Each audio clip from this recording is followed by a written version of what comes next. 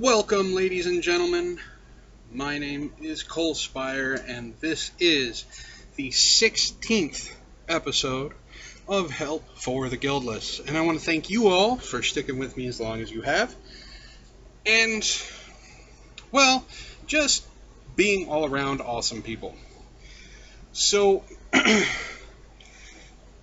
I had some personal issues come about, and I was not able to record or do anything that would help me publish a podcast on what I wanted to talk about at the time, which was Daredevil being on Netflix, and then the season finales of Arrow and The Flash, which were amazing. And if you haven't seen them, why are you listening to this podcast? Go watch it. It's definitely worth it. So, with that being said, I do have some topics that are on the geek front and also on the Gamergate front. And it is with great joy that I kind of have to announce these things, because it shows that we are, well, the ones that are pro GG, that we're making headway. Now, first I'm going to talk about something on the downside, but it's funny.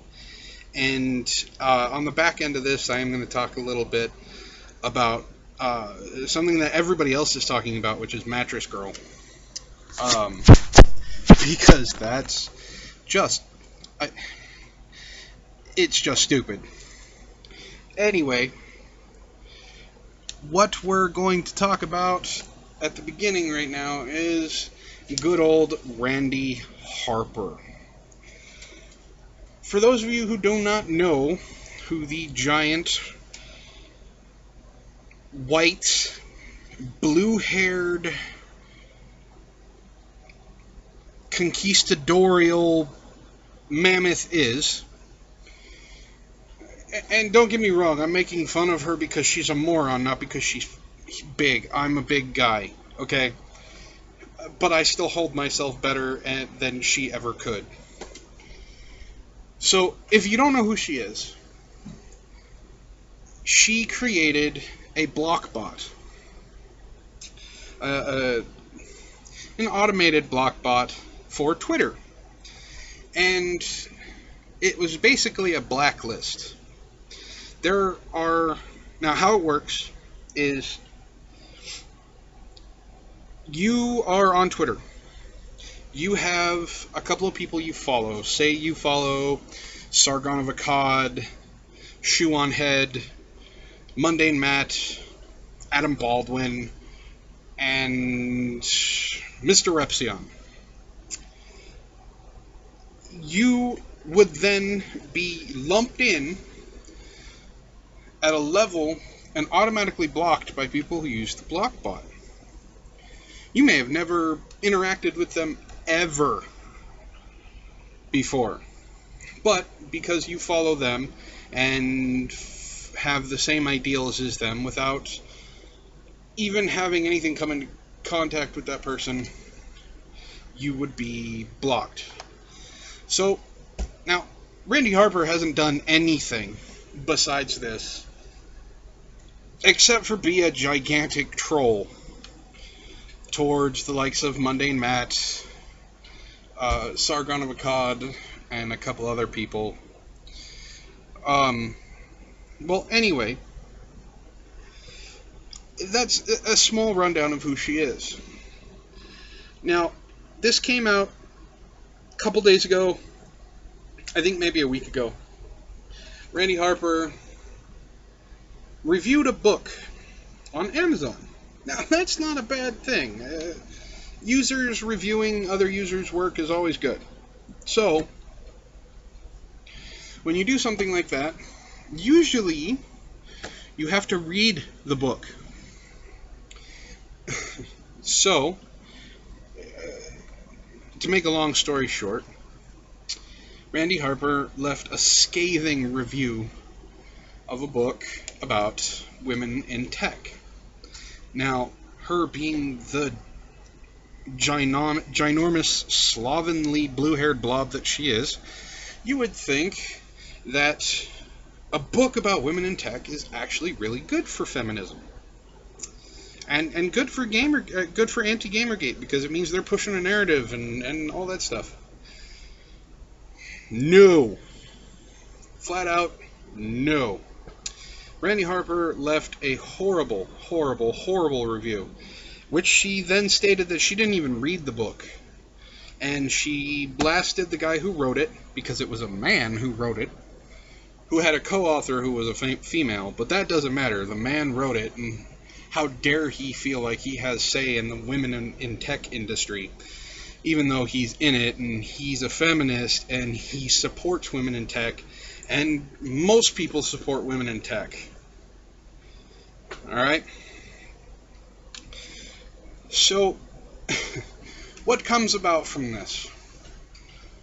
Well, it just so happens that there is a forum or a blog post that weeds out bullies of good reads. And a very prominent female writer who is an amazing writer, and most people know who she is, called Randi Harper out in such a way that it got her attention. Now, who is this female writer that called out Randi Harper on Goodreads? None other than Lestat's mother, Louis's mother, the writer of some of the best vampire novels, hands down, Anne Rice. Anne Rice caught a hold of this and now didn't put Randi Harper on blast, didn't call her out, basically just said, hey, Amazon, this woman is known to have bullied other writers, bullied people on Twitter, which, hey, is true. You might want to take down the review since she admits she never read the book. Randi Harper lost her shit, calling Anne Rice, of all things, a cyber terrorist. That's right, a cyber terrorist.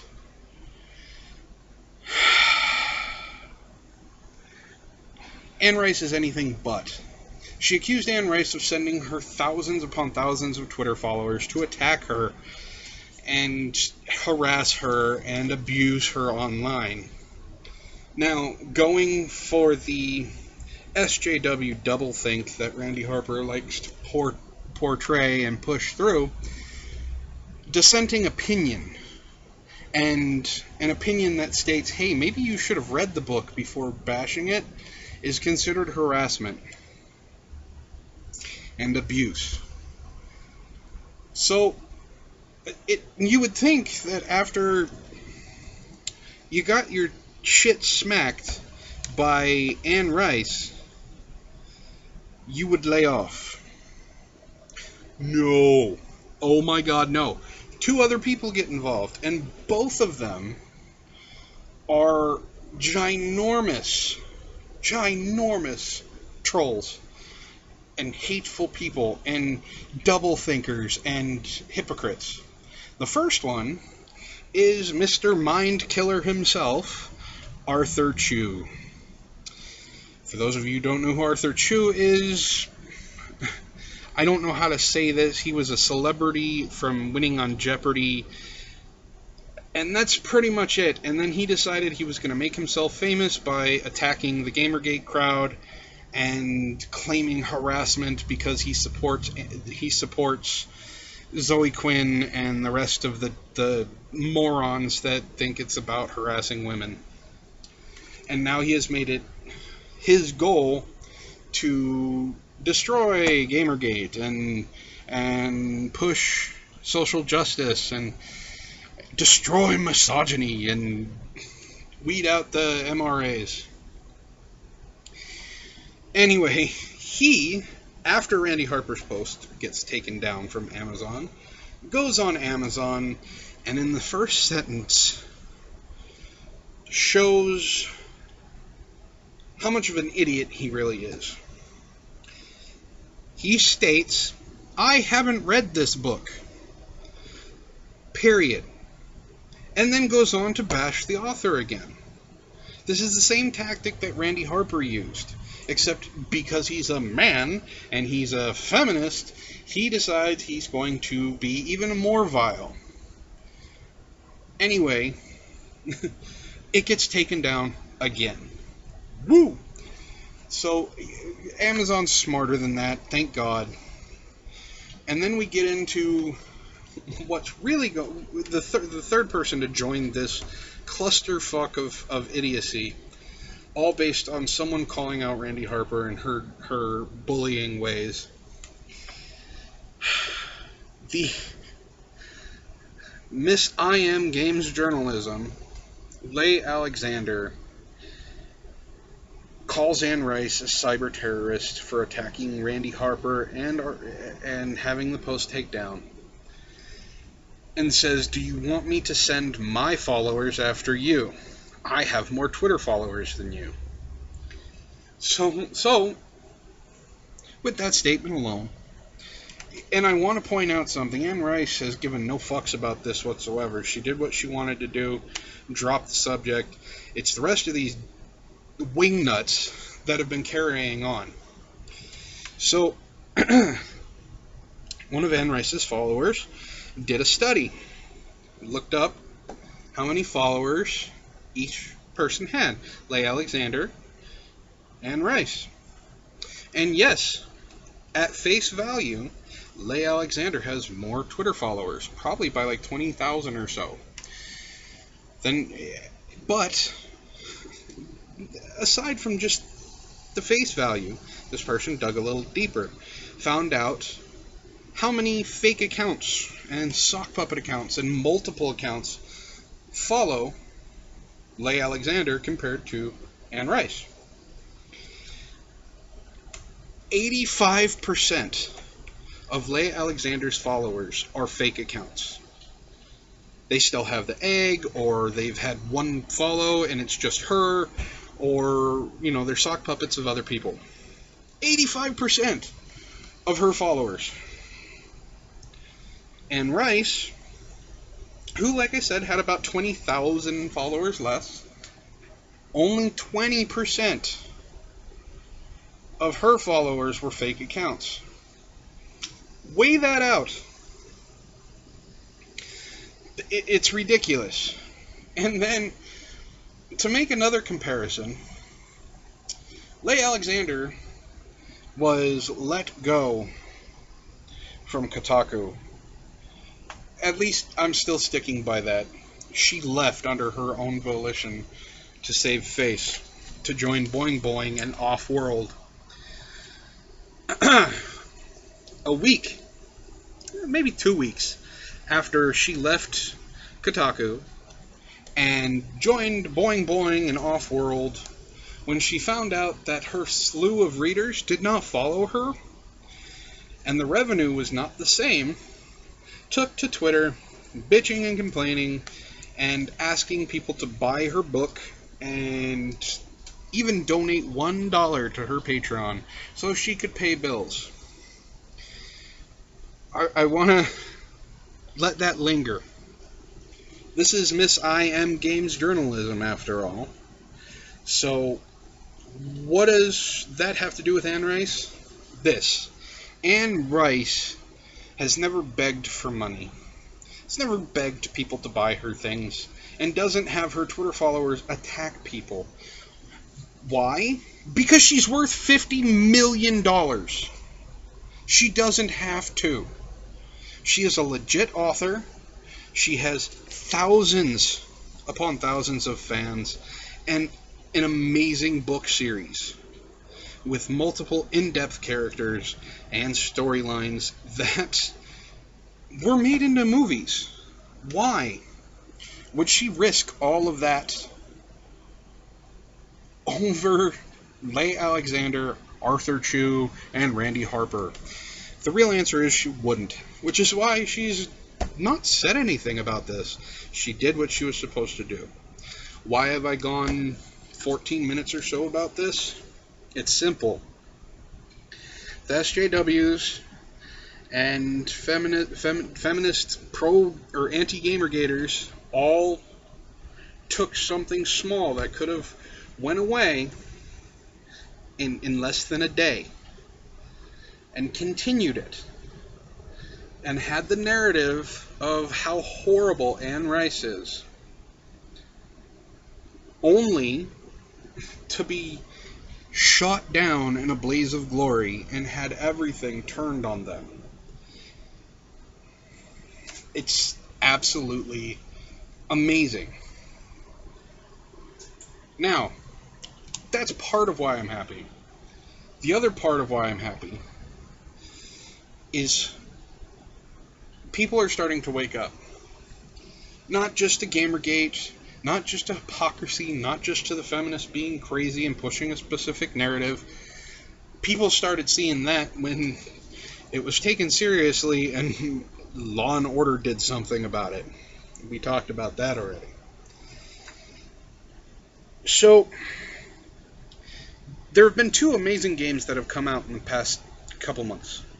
One of them just recently, and I do want to pick it up, and I do want to play it, and I want to play the shit out of it. I have to wait, but I don't have to wait much longer. One of the games is Mortal Kombat X, and as soon as it came out, the people who enjoy those games went gangbusters over it, because the game is absolutely amazing. The story is actually a little bit better than the first Mortal Kombat 9, and movesets and things like that are a lot more fluid. There were a few things people had bad to say about it, but overall, it's been praised. Except by Full Macintosh and Sock Puppet Sarkeesian. And I bring them up because I already brought this up on Facebook. There was an article about a recent game that came out that Jonathan McIntosh and Anita Sarkeesian both had the same response to. And that's The Witcher 3. The Witcher 3 is a very adult-oriented game. There's full animated sex, realistic nudity, violence, blood, guts, and come to find out today, there's actually a side quest that has to do with a ghost that happens when a miscarried baby isn't buried properly, that this Baron caused to happen because he was beating his wife, who was pregnant. Okay, this shit is legit, almost realistic, open world escapism. I know that makes no sense, but they put real things that people have been through, real experiences, real emotions into these characters. So, aside from me fanboying out about a game I haven't played yet, the reviews for this game have been amazing. And I'm going to go off of one person. I've read reviews, I've seen other reviews, but I want to point him out because he actually does very in-depth reviews of these games, and most of the time I agree with him. There are some times I don't, but it's very rare. And that's Angry Joe. Angry Joe did a review of The Witcher 3. Now, his review came out 2 weeks after the game came out, because he was so immersed in it. He played it and played the crap out of it, and he had nothing but great things to say about it. He did have a couple of things to talk about. There were some glitches, but he did say that the game was amazing. For PC, he gave it a 10 out of 10, which he doesn't do normally. He doesn't go about giving 10 out of 10s willy-nilly, like X-Play started giving out 5 out of 5s like crazy because they were being told to. He's very critical about these games. So much so that he went from 10 out of 10 to the console to 9 out of 10 on, or 10 out of 10 on PC to 9 out of 10 on the console. He's being honest. And he went into character development.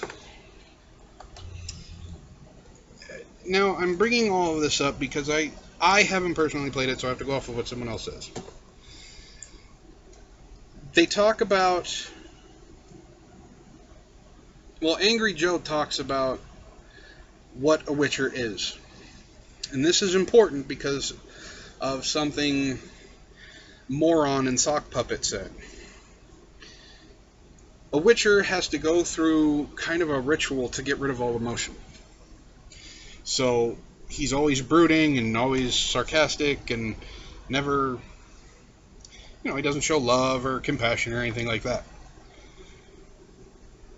I say that because the day that The Witcher 3 Wild Hunt came out, Jonathan McIntosh put up that apparently males can only be portrayed by being angry and violent, talking about The Witcher 3. And then it was parroted by Anita Sarkeesian's Twitter. I bring all this up because Forbes.com did an article and practically called out Anita Sarkeesian and Jonathan McIntosh for not even playing the game before they started bashing it. This is just one instance. And please, go onto my Facebook page, facebook.com/helptheguildless. It's one of the top posts. Read it. And while you're there, hit like. So, you can get updates and things like that from me. Alright. But it's Forbes. It's not Jezebel. It's not Kotaku. It's not any of these... It's not even the Escapist or Tech Raptor. It's just Forbes. A really, really powerful magazine. Basically, I don't want to say jumping ship, but calling them out. And that's important. Alright? Very important. So, that makes me happy. And there's even more stupidity that has come from them, mainly Jonathan McIntosh, because okay, Batman Arkham Knight is coming, and apparently Jonathan McIntosh doesn't understand video games whatsoever, and people are finally realizing this because he's calling out Batman and Tomb Raider about how these games do not portray reality and should not be idolized. No shit, Sherlock! Of course they're not portraying reality. Is everybody who plays Batman Arkham Knight some billionaire who's taking care of his body to perfection and is able to go out in a mask and cowl and defeat lunatics? No! Would that world be awesome? No, but it would be pretty cool to be one of them. Look, Tomb Raider, Batman, The Witcher, these are all escapist games. If we want to play games that have real life in them, we just play, real life. Even The Sims, which is a life simulation game where you have to go to work, develop relationships, have friends, family, pay for housing, pay for everything. Things like that. So much so that death can visit you. The Grim Reaper shows up. You can...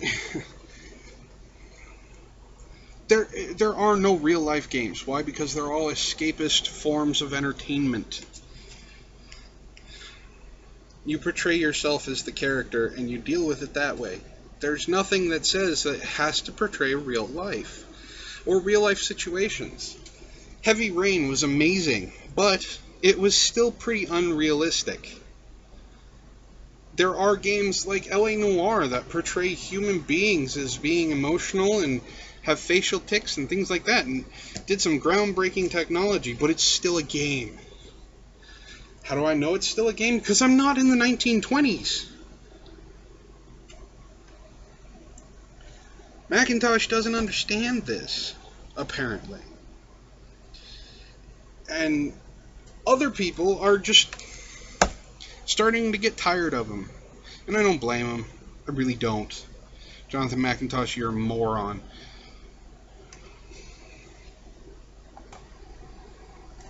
It's just more or less people are starting to learn, and that makes me happy. So, why would I ruin all of this happiness by talking about Matress Girl? And I'm not going to say her real name because I'm not going to give her any credit, even though this is a very small podcast. But this small podcast I do want to expand. So we are growing. Anyway, Matress Girl has graduated. We all know this because there was a huge ordeal even with the graduation.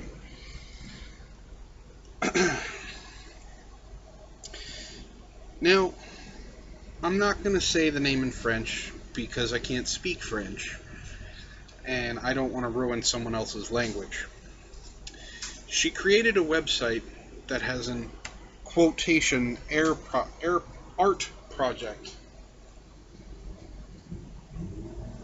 And I'm doing huge quotes here, like using both my hands for the quotes, not just my fingers. This art project is an 8-minute video. And this 8-minute video is a porn. It's pornography. And aside from it being pornography, it's rape porn. Now, with this, she has a huge thing at the beginning of it that has trigger warnings and saying that this is not a reenactment of that fateful day in August, and that everything, even though it doesn't seem consensual, is consensual. And if it offends you, please don't watch. And a bunch of other doublespeak and dribble that also has a questionnaire with it. And it's not a questionnaire you can fill out, it's just a questionnaire that you ask yourself while you're reading this tripe. One of the questions is, are you watching this to get off on it, or are you watching this to watch it? Then there's, do you think I'm the worst victim ever, or just a victim of circumstance? You know, it's... Anyway.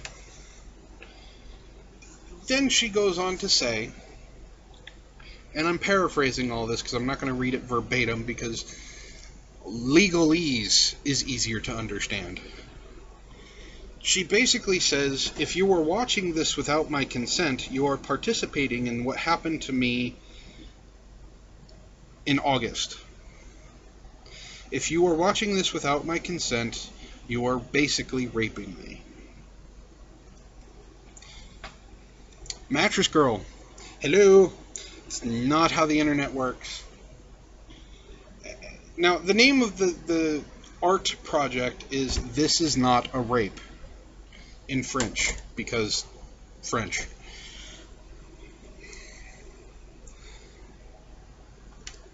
So basically, if you watch this without her consent, you're participating in the rape that happened to her back in August that this is not a reenactment of. There's a whole genre of doublespeak that has created. Look, the internet doesn't work that way. This podcast, by listening to it, I've already given consent. How have I given consent? Because I physically went onto YouTube, uploaded it onto YouTube, and put it out there for the rest of you to listen to. Whether you hate me, whether you hate it, whether you think my podcast is stupid, whether you listen to the first 5 seconds, or you think I'm a moron, whatever it is, you have my consent because I put it out there. Now, the site that she put up for this, This Is Not a Rape site, is not a pay site. It's a free site. There is no paywall for this movie. This 8-minute debauchery. It is free, which means she gives consent by posting it on a free site. How the internet works is if you're putting it on behind a paywall, you are, in essence, not giving consent to people to see it or read whatever the material is. Because you have to pay for it. By paying for it, you are getting consent. This is free, which means she gave consent as soon as she put it up. But it's not a reenactment, yet they put August, I think 11th or whenever she was supposedly raped, in the corner of this 4 screenshot video. Now, as far as I know, as of today, the site is still down. Because there was a comment section. And you can only imagine the comments that were part of this. I'm not saying that the comments were deserved. I'm not saying that the comments were needed. But she got what she asked for. Now, this rape porn that she has created is, well, being panned by the anti-feminists and is split down the middle on the feminist side.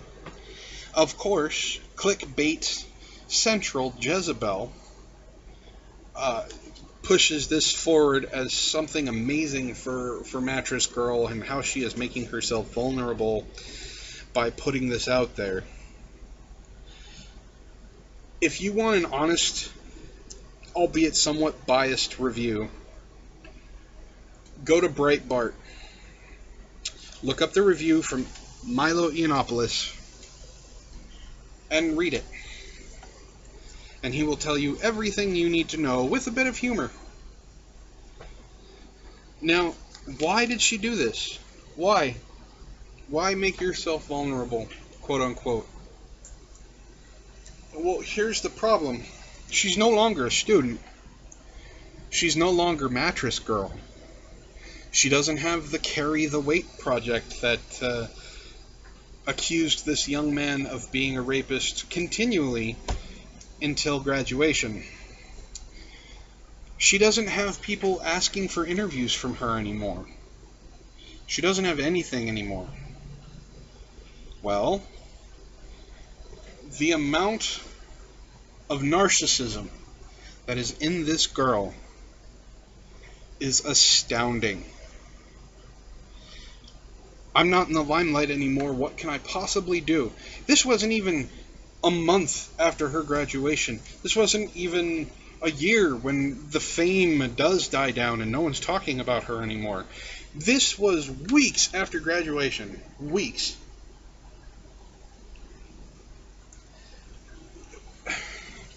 She is so starved for attention that she did something like this to degrade herself to be in the limelight again, to have the feminist movement use her as their keynote speaker, as their face. Here's the problem. It's a cry for attention, and that's all it is. And this cry for attention is horrible. I haven't watched it because I do not need or have a want to see her naked, see her portraying rape, or anyone portraying rape for that matter. That is not my cup of tea. But I have read 20 or so reviews of it, the comments are always one side or the other. There's no one really in the middle. And anybody who is against this, of course, is being called a misogynist, and being called for an MRA, and being called out for being anti-feminist, and anything else. And how could they sexualize this woman who made herself so open and exposed in a rape porn? I want that to sink in with you for a little bit. Now, I can't stand this. False accusations have been a big thing recently. There's no proof that the young man that she's accused raped her. On the contrary, text messages and messages from friends and testimony from her friends say the exact opposite. And how do I know this? Well, the complaint that is being used in the suit that the young man is suing Columbia University for was made public. When you tell someone, quote unquote, I want you to fuck me in the butt, you are kind of portraying yourself as a certain way. And no, this is not victim blaming. Everything was fine and dandy while her and the young man were in a relationship together.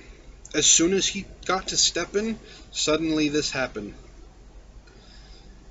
Coercion on her part to get two other girls to say the young man sexually assaulted them as well. One of those young women recanted. The whole thing got blown out of proportion, and then Columbia University allowed this injustice of shaming him to continue for the entire year by allowing her to have this art project and get credit for it, approving it. Columbia is in for a very, very rocky lawsuit, and I honestly am okay with that. Academia needs to learn just as much as the rest of social media and the rest of the new generation that you can't pull shit out of your ass and not be held accountable. UVA, Duke Lacrosse, Matress Girl,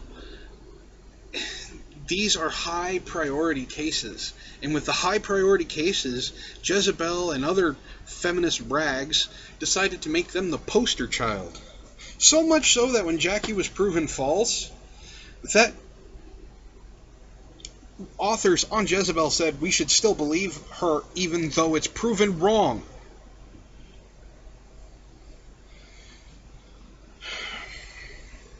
This gets my dander up. Lying about shit gets my dander up. Gets me agitated. Because the whole rape culture thing is bullshit. This is not Africa. This is not the Middle East. This is not India. This is not even China or North Korea. This is not a culture that we live in North America that blames the woman who is raped and puts her in prison. We don't even hold female pedophiles to the same standard of male pedophiles. Domestic violence is portrayed as only happening to women, even though most of it happens to men.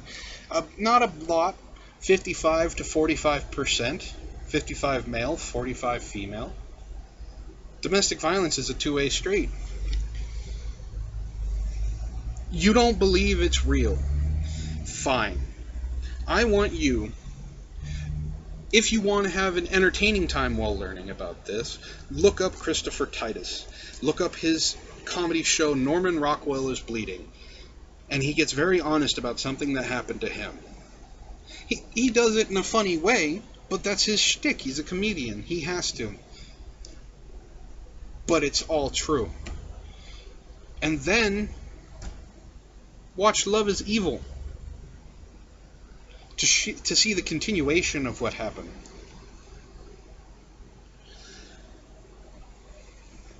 I don't like liars.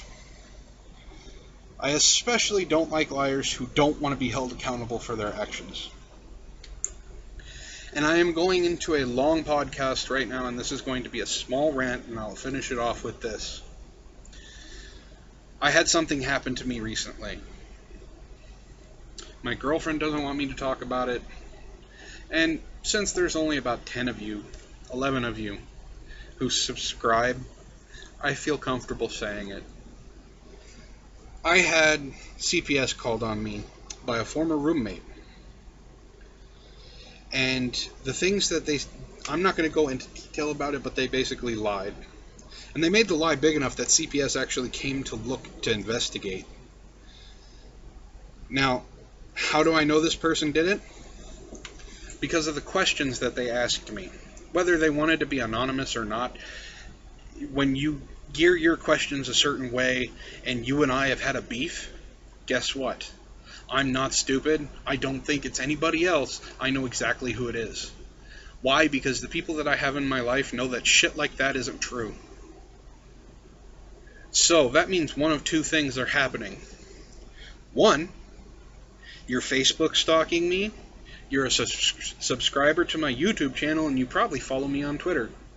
And two, you still think about me. So here's this. I don't think about you ever. The only time I brought you up is because this happened. And the fact that it's been 2 years since we have had nothing to do with each other, you have issues. Your issues are serious and they need to be taken care of. Because one, you want me, and the fact that if you're listening to this and denying it makes it so much more obvious that you do. Two, you're jealous of me, and you have every right to be. My life is 1,000,000,000 times better than yours ever will be. Or three, you're jealous of my girlfriend because she has something that you will never have. And if it's any of those, you need help. Because the one that I know it is number 2. And that's fine, because I wouldn't touch you with a 10-foot pole attached to a 100-foot fence wrapped in razor wire. You're a horrible person. And the fact that you would go so far as to call CPS on me because I'm having a better life than you is low. And I hope to God that it comes back on you tenfold. And I want to put this dig in just because it deserves to be there, because of the shit you put me through. I still have my daughter. Where's yours? Alright. That being said, my rant is over. That's part of the problem of me not posting in the last month or so. I'm better now. I have things in order, and things are getting much better, and I'm in a lot happier place. So, I want to thank you, my guildlings. Doing this allows me to release tension and be cathartic and talk about things that are bothering me. And talk about things that make me happy. And just talk in general about things that need to be said. So, as always, if you liked what I had to say, regardless of the last little bit of it, please hit the like button, thumbs it up, hit subscribe, and if you think you know someone who possibly would like to hear what I have to say, please share my video. I give you full consent. Or if you can't stand me and you think I need to shut the hell up, please tell me in the comments. I don't care. I want to hear from you. Follow me on Facebook at facebook.com/helptheguildless, and you can follow me on Twitter at ColeSpire. I'm really easy to find. So, thank you very much for listening. And live long and prosper, my friends. Live long and prosper.